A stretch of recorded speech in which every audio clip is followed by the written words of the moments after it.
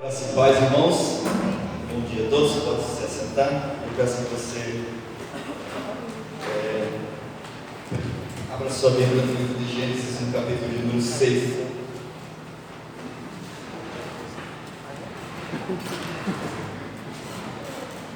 Livro de Gênesis, capítulo de número 6, verso 1. Nós vamos ler até o verso de número 12.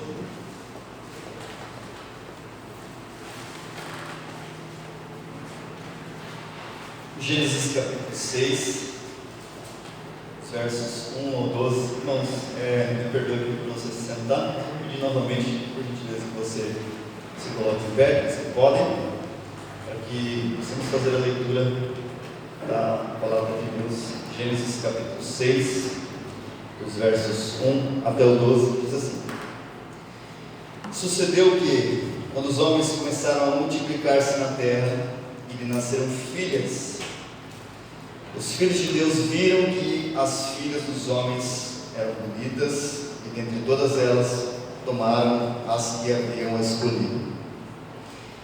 Então disse o Senhor: O meu espírito não permanecerá para sempre no homem, pois ele é carne, os seus dias serão 120 anos.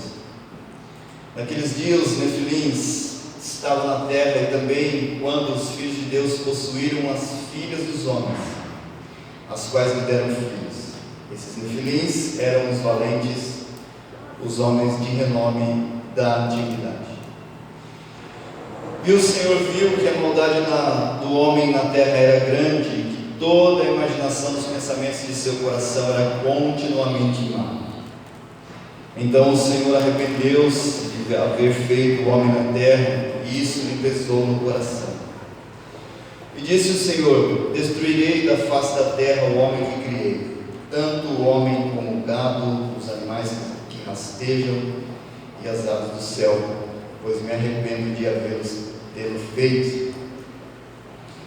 Noé, porém, encontrou graça aos olhos do Senhor. Estas são as gerações de Noé. Ele era homem justo e íntegro em sua geração, e andava com Deus. Noé gerou 3 filhos, Sem, Cã e Jafé. A terra, porém, estava corrompida diante de Deus e cheia de violência. E Deus viu a terra, e ela estava corrompida, pois a humanidade toda havia corrompido a sua conduta sobre a terra. Pode se assentar, irmãos. Muito bem, tenho aqui a missão de poder falar também para as crianças receberam aí um papel para desenhar.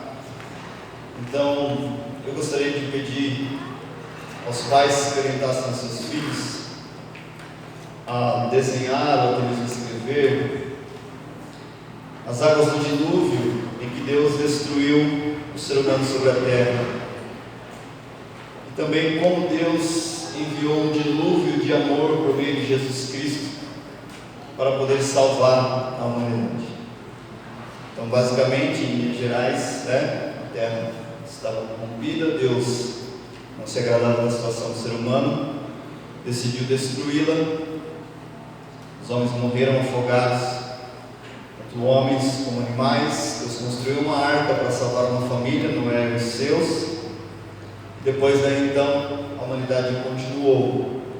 Irmãos, é mais fácil pregar para 50 adultos que para uma criança. Que Deus nos dê graça, porque nós jamais, em momento algum, podemos subestimar o poder da palavra de Deus. Esses dias alguém levou um enquadro, né? Por que Moisés não aparece na genealogia de Jesus? Uma criança perguntando, né? Então, as crianças têm o poder de reter o ensinamento da palavra. Então, que você ajude aí o seu filho a entender mais a palavra. E assim nós vamos prosseguir. Irmãos, hoje eu vou falar da corrupção do gênero humano. Quando nós falamos de corrupção, nós falamos daquilo que está deteriorado, né? Se você tiver uma corrente de 20 elos e uma delas se corromper, se quebra, não segura. Ou seja, ela se corrompeu. O seu propósito original já não consegue mais ser cumprido. E talvez passe pela sua cabeça, por que principalmente, as igrejas reformadas, elas sempre falam da queda, sempre estão se referindo à queda, à corrupção, à maldade do ser humano, e sempre há algo contra o homem. Por que falar tanto da queda? Por que a queda? Irmãos, nós não vamos entender nunca a graça de Deus se nós não entendermos a dimensão que o pecado, a destruição, a dimensão da destruição que o pecado causou no ser humano contra Deus. A queda é tudo de ruim que pode existir. Por que uma criança mente, esconde, briga com a outra? Porque a sua corrupção está no gênero. Então, se nós não entendermos a queda, nós nunca vamos entender a graça de Deus. E quando nós olhamos para a palavra de Deus, nós vemos que Deus coloca o homem no seu devido lugar, no seu lugar de criatura, onde em muitos momentos ele quer usurpar o trono e destronar Deus. Se o homem pudesse subir ao céu e tirar Deus do seu trono de reinado, acredite, ele faria isso. Então nós enfatizamos a queda, falamos da queda, porque se não entendermos a queda, sua dimensão, sua tragédia, sua desgraça, qual a origem das doenças, dos terremotos, da violência, da corrupção do ser humano, é a queda. A queda é a pior coisa que pode existir, é algo catastrófico. O pecado causou uma dimensão cósmica e afetou todas as estruturas do homem e da natureza. E a natureza geme por redenção. Então a queda é tudo que há de ruim no ser humano. Então, se nós não entendermos a dimensão do pecado, nós nunca vamos entender o que é graça salvadora. Para o Evangelho gritar para nós que você precisa ser salvo, nós estamos numa condição muito terrível. Nós conhecemos aquela velha frase que diz: o homem nasce bom, mas a sociedade o corrompe. A sociedade não corrompe o que está corrompido, o homem nasce corrompido. De repente pode dar um tilt aí na sua cabeça, mas como que um bebezinho, alguém inocente pode ter pecado? Ali está a semente do pecado. E nós temos que enxergar isso, porque se nós não entendermos isso, nós não vamos entender que tamanha é a graça salvadora de Cristo Jesus para salvar o ser humano. Então, muitas vezes é pintado que o ser humano é um bom selvagem, que ele está corrompido, que ele é produto do meio, Alguns se gabam de ter sido criado num ambiente criminoso, mesmo de favela, como eu já vi. Eu nunca me contaminei, eu nunca roubei, eu nunca mais. A corrupção está presente, porque se ele não assalta, ele não mata, ele mente, ele adora outro Deus. Então a corrupção está presente em tudo no ser humano. E é isso que nós vemos aqui em Gênesis 6. Então nós conhecemos aquela velha frase que diz, o homem nasce bom, mas a sociedade o corrompe. Mas também conhecemos aquela velha e nova verdade, proclamada pelo Evangelho, lá em Romanos no capítulo 3, em que todos pecaram, e destituídos estão da glória de Deus. Em Gênesis vemos como aquela geração já não cultuava mais ao Senhor. Você tem Abel e Caim, em que Abel ofereceu um sacrifício ao Senhor. Caim da mesma forma, um foi aceito, outro não foi aceito. E aí você vê algumas linhagens piedosas ainda, como o Enoque, em que os 365 anos de sua vida ele andou com Deus. E o Novo Testamento diz que Enoque não foi mais visto porque Deus o tomou para si. E à medida que o homem se multiplicava, um homem filho de Lameque, chamado Noé, foi dito a respeito dele: este nos consolará das nossas obras, do trabalho de nossas mãos, que provém da terra que o Senhor amaldiçoou. Então, a mesma terra que era para ser bendita do Senhor, dar frutos, o homem ter o labor do seu trabalho, sem cansaço, sem fadiga, sem o fardo do pecado, agora ela está amaldiçoada. E os homens começaram a multiplicar-se na terra, nasceram filhas. Todos eles se corromperam. Os comentaristas bíblicos dizem que quando a Bíblia diz que a terra está cheia de violência, esta palavra no hebraico ela significa barulho, porque havia um alvoroço muito grande dos homens contra Deus. Quando a violência, há barulho, né? Então é muito difícil quando você vê cenas de violência tanto na televisão, ou hoje é muito comum você ver ao vivo, né? A gente está tão acostumado que parece que não nos choca mais. Corrupção, maldade, toda espécie de pecado estava presente ali. E de repente você pode se perguntar: por que Deus decidiu destruir aquele povo pelas águas do dilúvio? Esta não é a pergunta certa a se fazer. O correto é se perguntar: por que Deus ainda preservou Noé e a sua família? A pergunta não é: por que Deus, sendo tão amoroso, criador, bondoso, o Deus grande e que é cheio de amor e compaixão, por que Ele decidiu destruir a humanidade com as águas do dilúvio? Essa não é a pergunta correta a se fazer. A pergunta correta a se fazer é: porque Deus ainda preservou a família de Noé? Isso é misericórdia. Este é o nosso Deus, o Deus que executa os seus juízos, mas estabelece uma aliança. Deus fez isso com Noé após as águas do dilúvio. Deus fez isso na cruz com Cristo Jesus.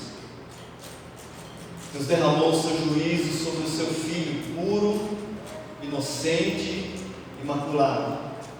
Mas ali Ele estabeleceu uma aliança para que todo aquele que nele crê pudesse pertencer agora à família do Senhor. E a Bíblia nos mostra que Deus, como falando em termos humanos, isto lhe pesou no coração. O Senhor puro, santo, justo, viu, e Ele nunca deixou de ver a maldade das suas criaturas.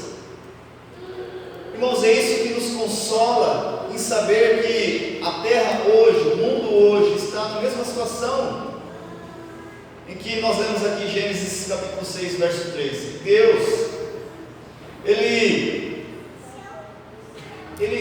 reduz a sua linguagem para dizer que o seu arrependimento, ou seja, que isso lhe causou uma consternação ou pesou no seu coração, em termos humanos, para que nós pudéssemos entender que isso não é um arrependimento, e eu já vou explicar isso logo na sequência, que não é um arrependimento em termos humanos, mas isso pesou no coração de Deus, isto feriu a santidade de Deus, isto causou em Deus uma tristeza muito grande.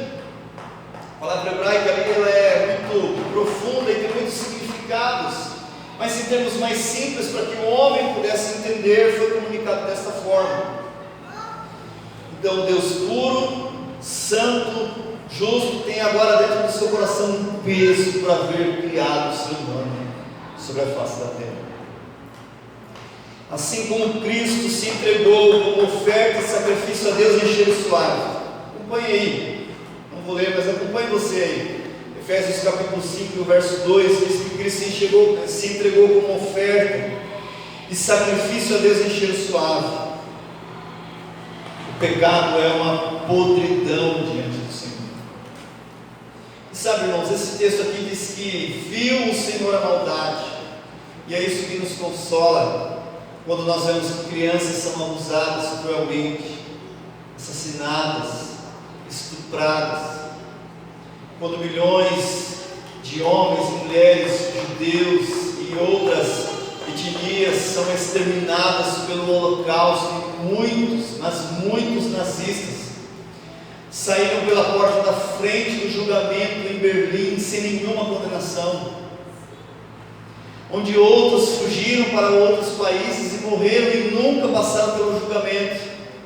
E Deus nunca deixou de ver a maldade dessas criaturas.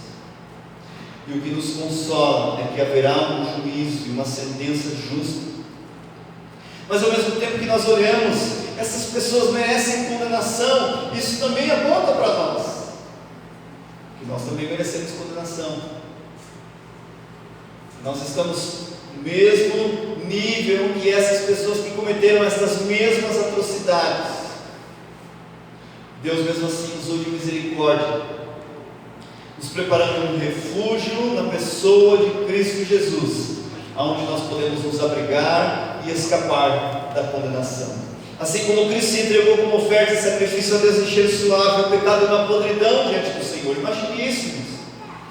Cristo, Ele é oferecido a Deus, e isso é recebido diante do Senhor como uma oferta agradável. Mas a situação em que o ser humano se encontra é uma situação podre. Você consegue parar diante de uma carniça podre por alguns instantes, sentir aquele cheiro? Nós não conseguimos, causa repulsa, causa náusea. E aí, Deus disse que o seu Espírito não permaneceria para sempre com o homem, pois ele era carne e os seus dias serão de 120 anos. E aqui, irmãos, o texto ele nos leva a entender que nós podemos corrigir aquele equívoco de que Deus reduziu a idade do homem para 120 anos. Hoje quem chega aos 90, não é bem-aventurado. E alguns ainda conseguem chegar aos 100, 110. Um tempo atrás eu vi que alguém aí chegou aos 130 anos. Viu bastante, né? Mas não é que Deus reduziu a idade para 120 porque ele estava cansado. A partir daquela sentença, demorou-se 120 anos para que Deus derramasse do seu juízo sobre a terra. Nós não temos isso muito claramente, mas é a interpretação que dá mais a entender que não é que a idade foi reduzida, mas a partir dessa sentença, então, 120 anos depois, Deus derramou o dilúvio sobre a terra. Naqueles dias haviam gigantes. A minha tradução aqui diz nefilins, sua versão diz gigantes, que pode ser traduzido como os poderosos da terra, né? Algumas pessoas, pelo que o texto hebraico diz, entendem que foram anjos que coabitaram com mulheres e então nasceram homens de alta estatura. Irmãos, ainda que haja muita mitologia, até mesmo judaica por trás deste texto, nós podemos refutar esta ideia de que eram anjos que coabitaram com mulheres e nasceram gigantes. Esses gigantes ou nefilins, embora você vai ver depois Golias, um homem de quase 3 metros de altura ou um pouco mais de 3 metros, e os gigantes que haviam sobre a terra eram homens realmente grandes, mas aqui eram aqueles poderosos que governavam e começaram a tomar o poder ali sobre a terra, e isso estava corrompido. Esses homens estavam corrompidos, e o Senhor viu a maldade na terra que era grande, e toda a imaginação dos pensamentos do seu coração era continuamente má. Então aqui nós vemos a depravação do ser humano cada vez mais explícita, e a Bíblia nos diz que a imaginação do homem era má continuamente desde a sua meninice. Não neste texto, mas no capítulo 8 você vai ver que o homem ele é mau desde pequenininho, desde criança, ou desde sempre, desde que ele é gerado. Então essa é a corrupção humana. E aí vem um texto que aparentemente é contrário ou difícil de entender, que é a questão do arrependimento de Deus. Então o Senhor arrependeu-se de haver feito o homem na terra, e isso lhe pesou no coração. Irmãos, esta palavra traduzida para a nossa língua, a mente hebraica ela não pensa como a mente brasileira. E nós temos aí anos e anos e anos de diferença do texto escrito original para a nossa mente moderna hoje. Então esta mesma palavra aqui, ela tem um significado em um determinado contexto e em outro contexto ela tem outro significado. Mas o arrependimento de Deus aqui não é que Deus fez e se arrependeu em termos humanos, porque Deus não pode arrepender-se como o homem se arrepende. Deus é santo, Deus é imutável, Deus é justo, Deus não peca. Mas o arrependimento, se você olhar, quem tem uma versão do celular ou quem tiver a nova Almeida atualizada, vai dizer que isso entristeceu ao Senhor. O Senhor ficou triste. Então Deus está se comunicando em termos humanos aqui, para que o homem possa entender o que aquilo causou em Deus. O Senhor ficou triste, isso pesou em o coração.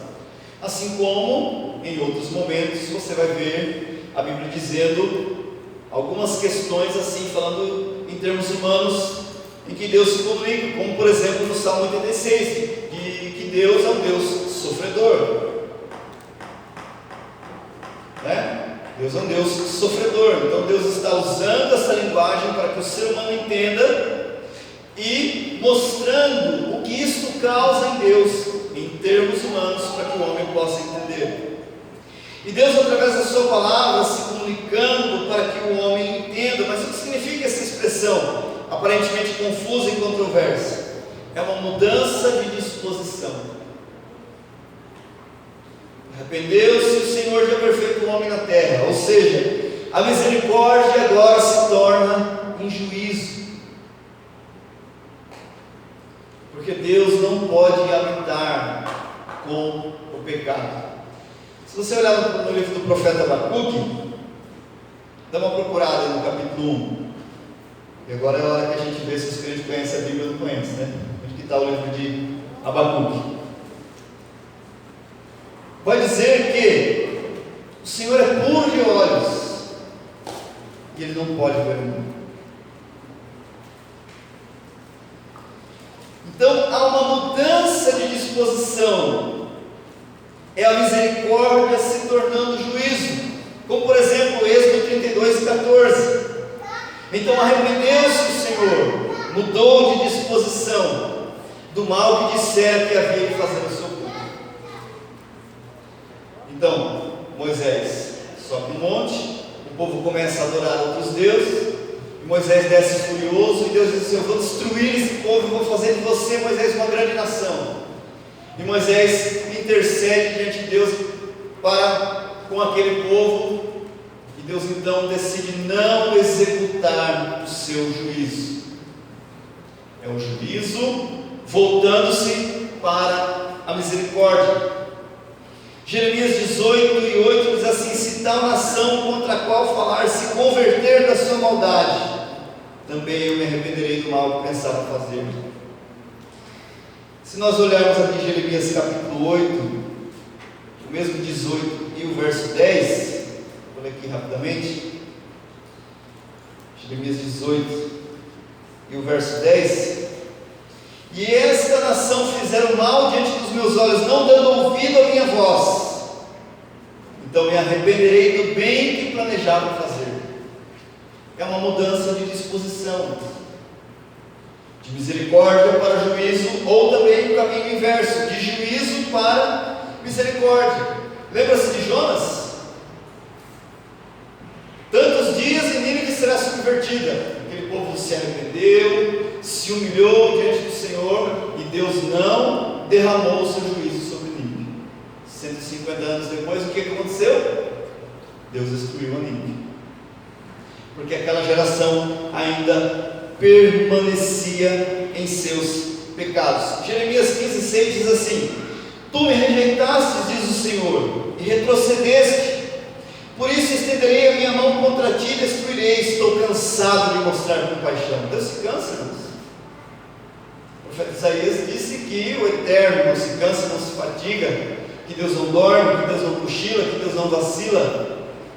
Mas Deus estava já, nos termos humanos aqui, saturado de mostrar misericórdia.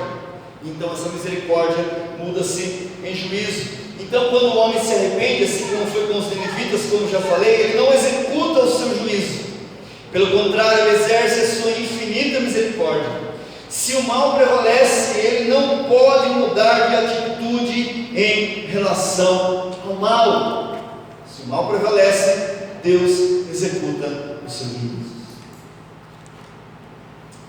E existe uma passagem no livro de Judas. Irmãos, eu vou falar uma coisa para vocês: não ignore os pequenos livros do Novo Testamento, da Bíblia toda, assim como Obadias, Filemão. Se você pegar Filemão e imprimir numa folha, é um bilhete, livro pequenininho, 25 versículos, se eu não me engano, mas ele tem muitas mensagens poderosas, assim como Judas, que também são 20 e poucos versículos. Mas existe uma mensagem ali em Judas: eis que é vindo o Senhor com milhares dos seus santos para fazer justiça e juízo sobre a terra, sobre todos os pecadores e sobre todas as duras palavras que homens ímpios disseram sobre eles. Então, não ignore esses livros. Esses dias eu estava andando, e vendo como uma obra, assim como essa que está acontecendo na rua agora, tem máquina grande, mas tem umas máquinas tão pequenininhas que parecem um brinquedo. Tenho vontade de ir lá e mexer ali, aquele negócio aqui pequenininha. Estamos numa obra, existem ferramentas grandes, mas existem ferramentas pequenas também, porque elas são fundamentais para a obra. E assim, são os livros pequenos da Bíblia que nós julgamos muitas vezes sem importância, ou passamos batido. Então não ignore os pequenos textos da palavra de Deus. Então, nós podemos entender melhor. Abre aí a sua Bíblia no Salmo 77. Eu estou gastando um pouco de tempo para explicar isso, porque muitas vezes a gente fica com a mente confusa. Então, como assim Deus se arrepende? Temos que entender que é essa mudança de disposição de misericórdia para juízo e de juízo para misericórdia. No Salmo 77, dos versos 6 a 10, olha só o que Asaf diz, e você vai entender o porquê que Deus muda de disposição. À noite lembro do meu cântico, consulto o coração e meu espírito indaga: o Senhor rejeita para sempre e não será mais favorável? Seu amor cessou para sempre? Acabou-se sua promessa para todas as gerações? Deus esqueceu-se de ser compassivo? Na sua ira encerrou suas ternas misericórdias? Então eu digo: este é o motivo da minha agonia. A mão direita do Altíssimo mudou. Então houve essa mudança de disposição.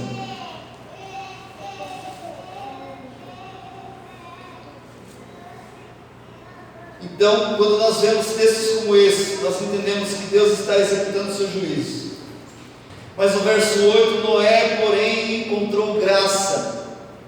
É interessante notar que o texto que mais temos detalhes sobre a vida de Noé, ele vai de Gênesis 5 a 29 até Gênesis 10, que é onde fala das gerações de Noé, porque isso era muito importante para o texto hebraico, porque dali viria Abraão, o povo de Israel e por fim toda a linhagem do Messias.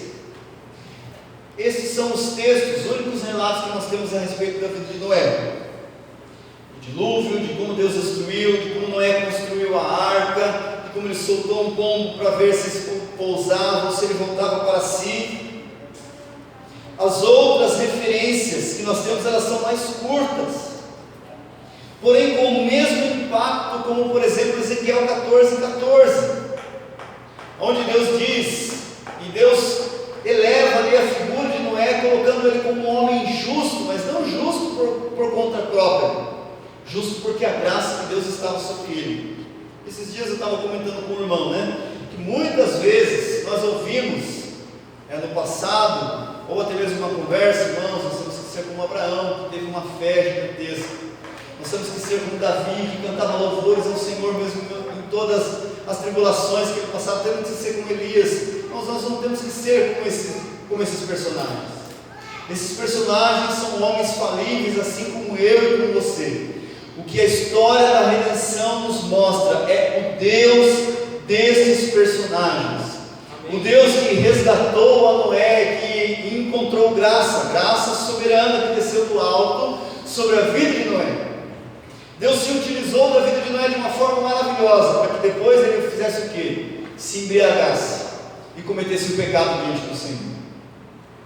Deus chamou Abraão de modo soberano, lindo e maravilhoso, que também pecou. Observe, irmãos, como todos estes personagens precisam da redenção e da graça da obra de Cristo sobre as suas vidas.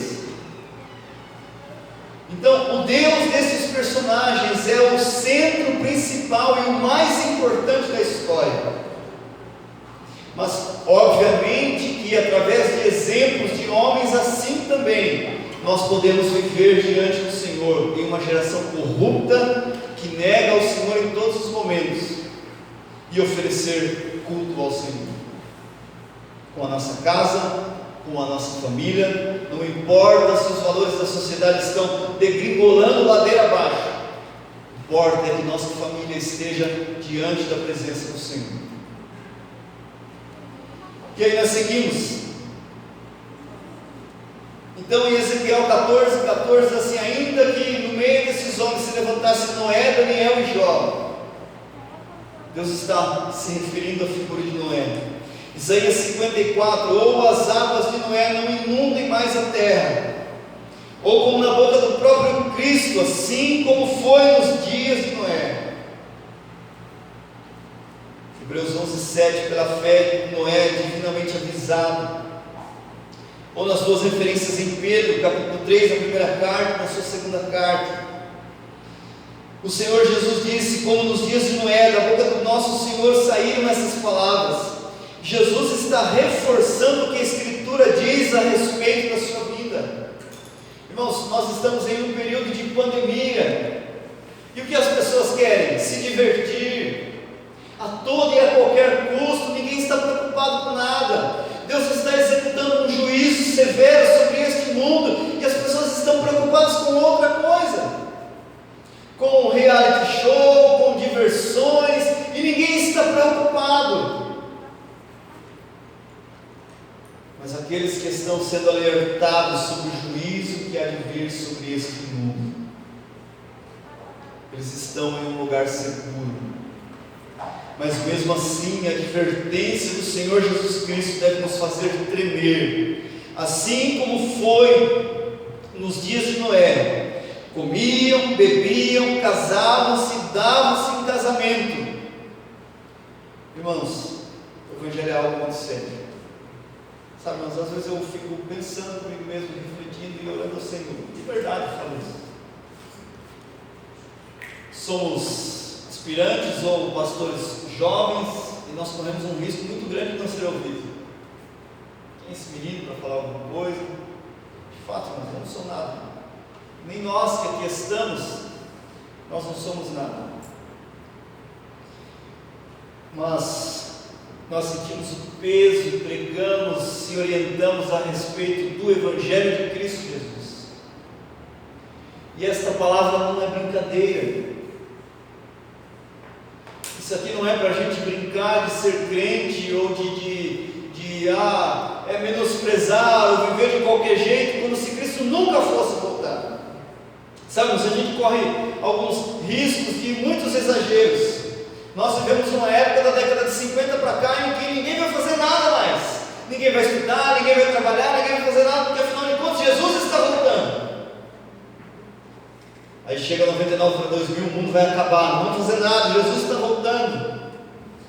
E agora não, vamos levar Cristo ao mundo e vamos ganhar a sociedade e tal e tudo mais. Mas nós não podemos esquecer de uma coisa: que Ele virá.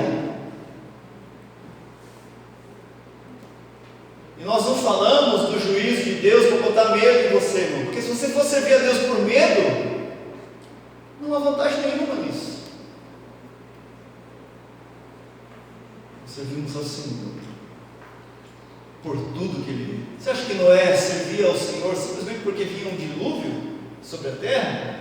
Eu vou fazer uma arca aqui porque eu vou virar as costas e cruzar os braços e gritar: está vendo aí, ó, seu bando de miseráveis, vocês não quiseram saber de Deus, e aí agora vem um dilúvio sobre vocês?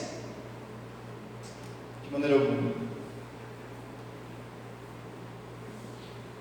Deus foi até Noé e falou assim: constrói uma arca para você e para a sua família.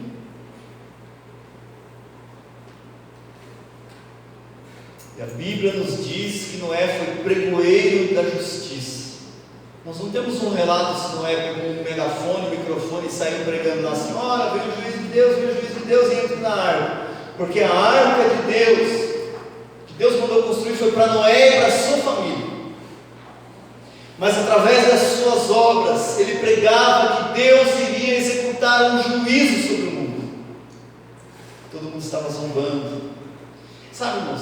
E às vezes eu fico observando as pessoas, todo dodói, estão afrontando o Evangelho, isso aí, mas era para a gente estar glorificando a Deus porque isso está acontecendo. E eu fico preocupado porque isso não acontece.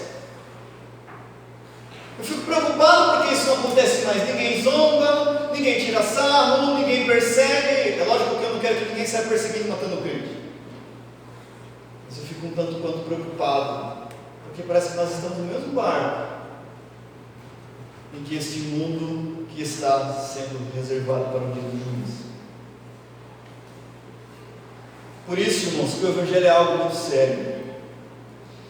E quando Jesus fala a respeito que seria como nos dias de Noé, ele diz: vigiai, pois, porque não sabeis a hora que há de vir o vosso Senhor. Mateus 24, 42. Como está a sua vida diante de Deus? Tens a segurança em Cristo de que você não está se embriagando com as coisas deste mundo? Você aguarda o Senhor ansiosamente? Ou age como aquele mau servo? Meu Senhor tarda em vir, vamos comer, beber, folgar, porque meu Senhor tarde virá.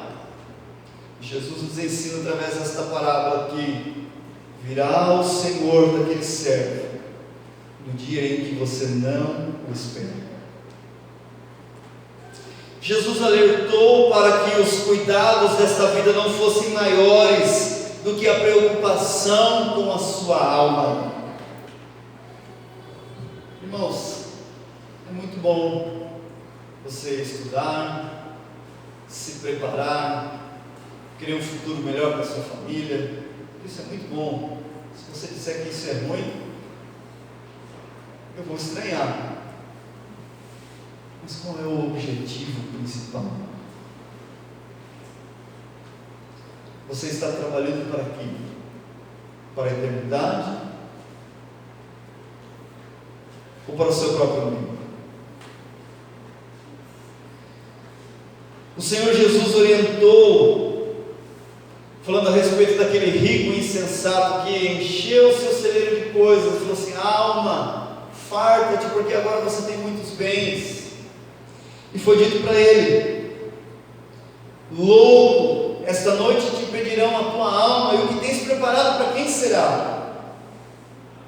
Então o Senhor Jesus orientou para que os cuidados desta vida não nos embriagassem e nós não ficássemos vigilantes a respeito da vida do Senhor. A Bíblia diz que Noé foi pregoeiro da justiça e que Deus o guardou com a sua família, trazendo dilúvio sobre o mundo dos ímpios, conforme 2 Pedro 2,5. Deus disse que nunca mais destruiria o homem com as águas do dilúvio, em Gênesis 9,15.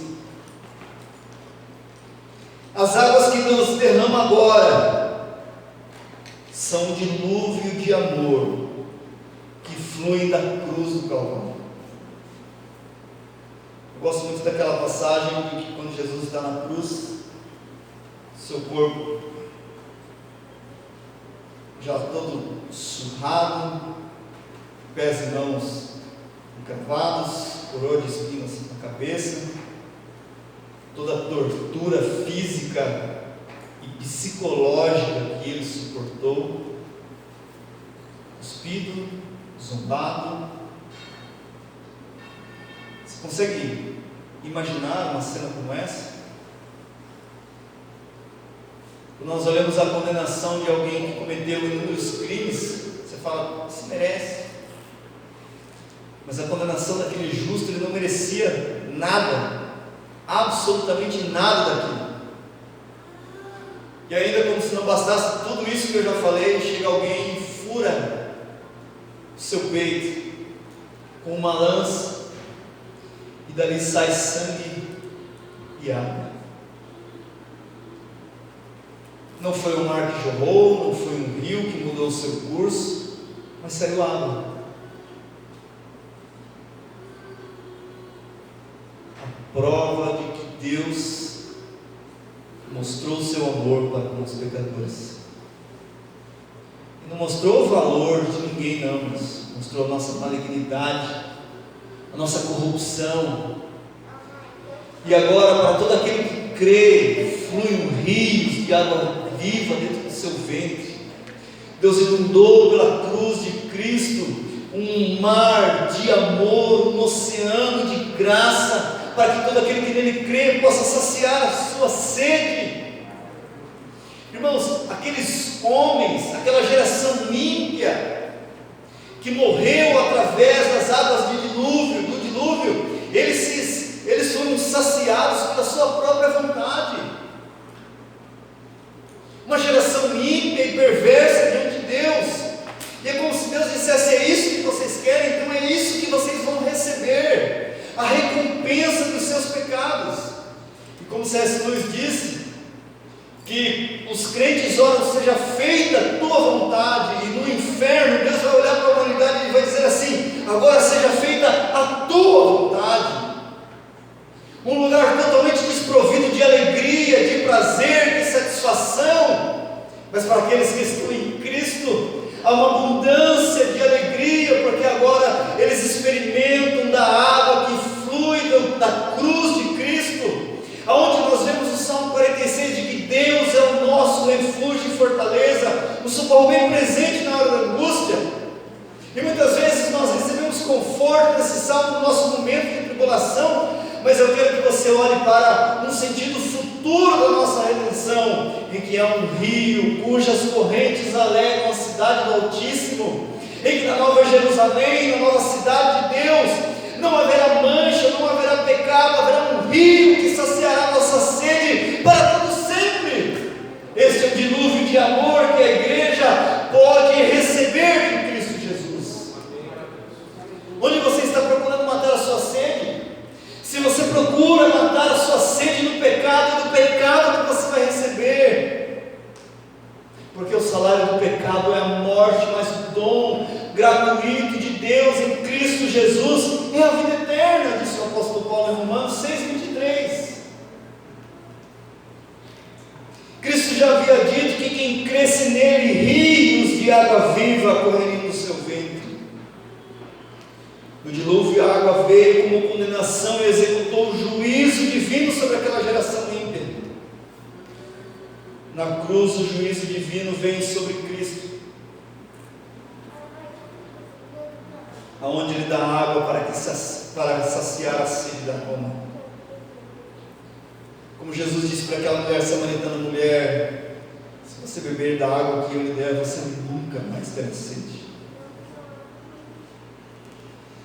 Ele nos purifica pelas águas da palavra. Vós já estáis limpos pela palavra que vos tenho falado, João 15,3. Se você bebe em outras fontes, Ele pode te dar a verdadeira água. O pecado nunca irá te saciar.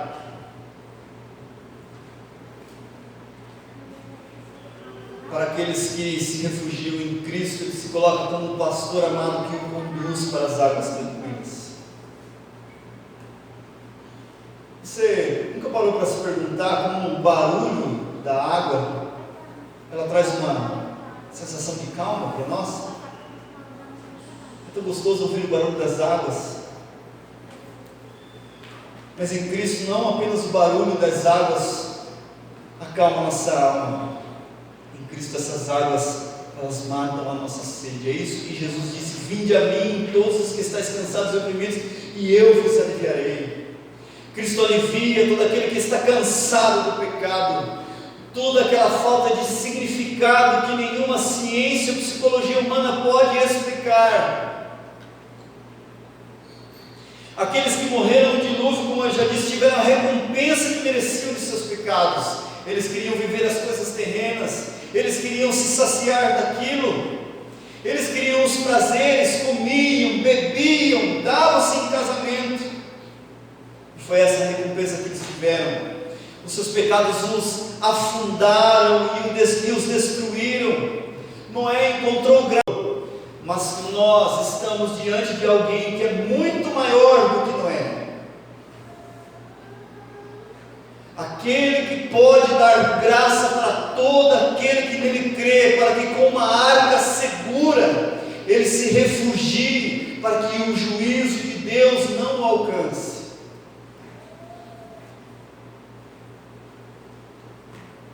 Está aqui entre nós aquele que é maior do que nós, aquele que com o seu sangue, quando foi furado o seu peito, derramou aquela água. Todo aquele que nele crê pode beber de uma água que salta para a vida eterna. Há a corrupção do ser humano, sim, e a corrupção é algo horrível, como eu falei. É tudo que há de ruim. A queda é a pior desgraça que existe neste mundo. Mas também há a redenção em Cristo Jesus. Há também a salvação, há perdão, há amor, há graça, há misericórdia. E você pode se refugiar nele enquanto é tempo. Enquanto Ele está te dando fôlego de vida, nós podemos nos alegrar nele e nos saciar, a nossa sede. Aquele que é maior que tudo, que é maior que todos, Ele pode transportar a minha e a sua mão. Feche seus olhos. Vamos orar. Grande e bendito Pai, no precioso nome do Senhor Jesus Cristo, Teu Filho amado, nós depositamos a nossa confiança em Ti e Te agradecemos, Senhor, pela Tua palavra. Ó Cristo bendito, Tu és o Deus de toda a Escritura, Tu és o Deus que resgatou Adão, Tu és o Deus de Abel, é o Deus de Caim também, Senhor. É o Deus de Noé, é o Deus da história da redenção. É o Deus que executou os seus juízos, mas que firmou uma aliança em Cristo Jesus. Aliança essa firmada com um dilúvio de amor, de sangue, de água, de graça. E todo aquele que crê em Ti, confessa os seus pecados, pode ser purificado pelo sangue de Jesus Cristo, Teu Filho. Sangue precioso, sangue glorioso, com o qual a Tua palavra nos diz que não foi com prata, nem com pedras preciosas, nem com ouro que fomos resgatados da nossa fama de viver, mas com o precioso sangue de Cristo Jesus. Senhor, nos ajuda, nos alerta, nos oriente, que há um mar de graça, há um dilúvio de amor tão maravilhoso. Este dilúvio está no Teu sangue, ó Cristo bendito, derramado em favor dos pecadores, pela qual nós podemos agora saciar a nossa sede. Ó Senhor, não permita que o Teu povo busque em fontes externas, poluídas pelo pecado, mas na fonte do verdadeiro amor, a fonte que brota de graça, de perdão, de amor e de misericórdia, que sacia a nossa sede. Assim nós oramos e Te agradecemos. No precioso nome de Jesus.